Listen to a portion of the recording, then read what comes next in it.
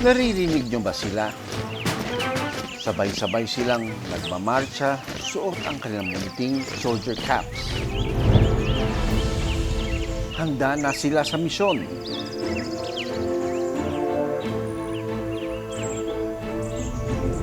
Ilang saglit pa, isa-isa na silang pumesto.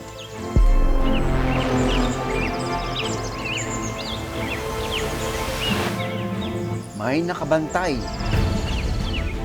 Laging alerto at nakamasid sa paligid.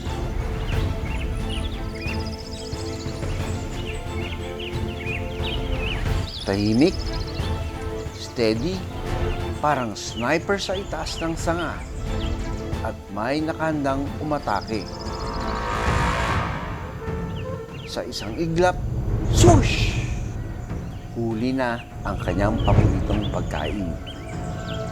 Sa angas nila, aakalain mong totoong sundalo silang lalaban sa digmaan. Mabilis lumipad. At eksperto sa air attack. Kaya bagay sa kanila ang bansag na Bee-Eater Battalion.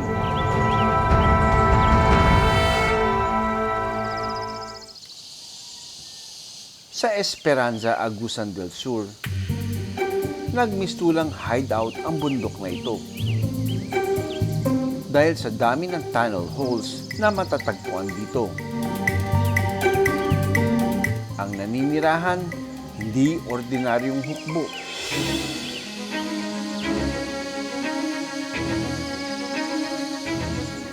Sila ang ibong Rufous Crowned Bee-Eater o pirik-pirik.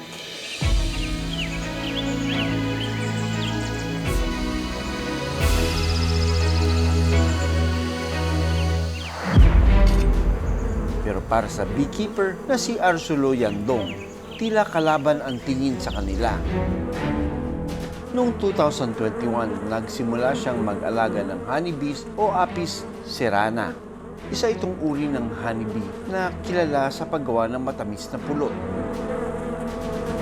Kilala ang mga Apis cerana sa organisadong colony.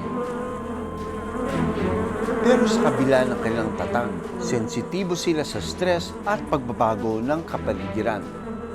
Kapag hindi naging maayos ang kapaligiran, posible nilang iwanan ang buong pugad upang mamuhay sa ibang lugar. Halos 50,000 piso ang ipinuhunan ni Arsulo sa kanyang mga Apis cerana. Nung nakapagsimula na ako sa munggo-munggo sa Beroy, nag-upgrade ako ngayon ng Apis cerana, yung laywan. Yung may sting na, kasi nag-split ako hanggang sa nakaano kami ng 32 colonies. Pero habang dumarami ang kanyang colonies, may ibang hukbo namang papalapit. Tila naharap daw siya sa kakaibang giyera. Ang mga pirik-pirik, inaatake ang kanyang mga bubuyog. Talaga namang ubos ang lahi. Para bang natalo sa digmaan ang mga alaga niyang bubuyog. Laging nagda-dive sa mga colonies, yun, nagko-collapse. Kasi yung population ng mga bee, nauubos talaga.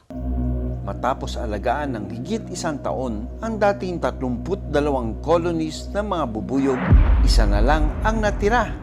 Kasi pag naalaman ng mga pirik yun, maraming bees, naghahatak siya ng marami pang kasama. 12 kilometro mula sa bee farm ni Arsulo, natagpuan namin ang kampo ng mga pirik-pirik. So, it's so nice kasi itong subject natin, yung bee-eater, they're one of the most colorful birds. Gustong-gusto mga photographers. And ako naman, nakikita kong kakaiba sa kanya is pag lumilipad sila, nakaspread lang yung wings nila, tapos yung buntot nila may matulis. Tapos yung tuka nila matulis din. Mahilig manirahan ang mga pirik-pirik sa maluluwag at malalawak na lugar para mabilis siyang makita ang prey o kanilang pagkain. One of the most easiest bird to document is these bee-eaters kasi nga predictable yung kanilang behavior, malapit lang yung mga nest nila doon sa roosting site nila. Understanding these birds makakatulong doon sa mga bee farmers na huwag sila mag-set up ng farm na malapit sa ganitong klaseng habitat. Kayang kumain ng mga ito ng mahigit 300 insekto kada araw. Pero teka, paano nila nakakain ang bubuyog nang hindi natutusok?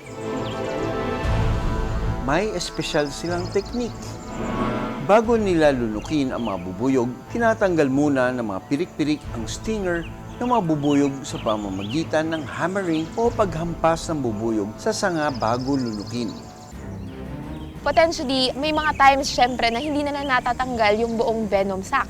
At kung ganoon nga, pwedeng magkaroon sila ng immunity dun sa mga compounds na nandoon sa bee sting.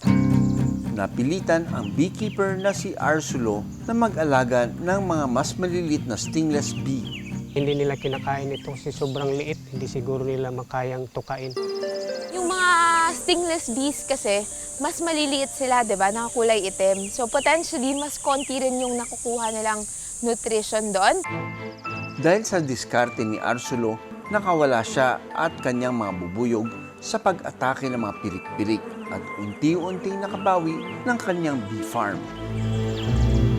Seems that they're not bothered by the noise of the six-wheeler trucks. Baliwala sa kanila yung mga usok na yan, yung ingay. Sa gilid ng lupang ito kasi sila gumagawa ng pugad.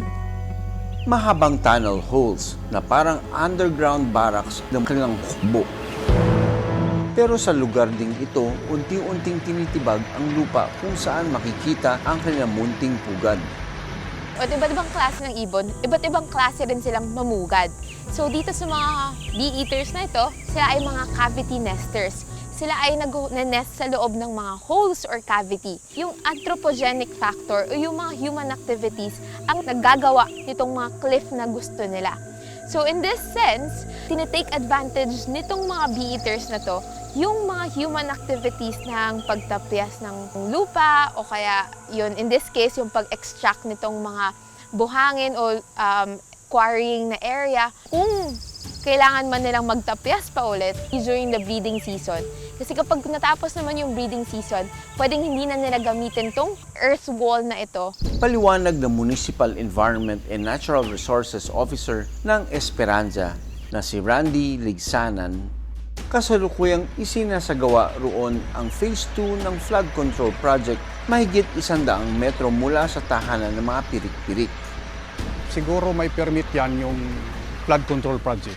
But yung excavation ng lupa na ginagawang pang-embankment, based on our validation, ay wala pong permit yan sa ngayon.